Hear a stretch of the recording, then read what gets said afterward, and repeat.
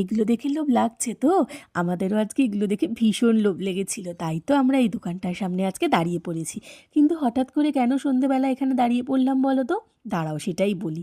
আমাকে সন্ধেবেলা বলে কি, চলো একটু ঘুরে আসি, হাতে একটু সময় ছিল। আমিও তো ভাবলাম ঠিক আছে বেশ ঘুরতে নিয়ে যাবে, কিন্তু ও বাবা, এ দেখি হাতে ধরিয়ে দিল বাজারের ব্যাগ। তবে ঘুরতে যাওয়ার নামে এরকম প্রতারণা করার জন্য আমি তো বায়না করলাম যে তাহলে আমাকে এবার কিছু কিনে দিতে হবে।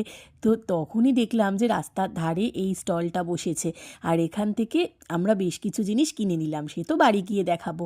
তবে এই সব জিলিপি বাদাম এর মধ্যে কোনটা কার ভালো লাগে জানিও, কিন্তু আমার কিন্তু এই জিলিপি আর চিনে বাদামটা ভীষণ ভালো লাগে। এই দেখো, পর চলেছে আগে আর আমি চলেছি পেছনে। প্রথমে একটু দুঃখ পেলেও তারপরে যে জিলিপি নিমকি এসব কিনেছি আমার খুব আনন্দ লাগছে। আর এই দেখো আমরা কত বাজার করেছি। শীতকালে এই রঙিন সবজিগুলো কি ভালো লাগে না দেখতে, আর একদম টাটকা।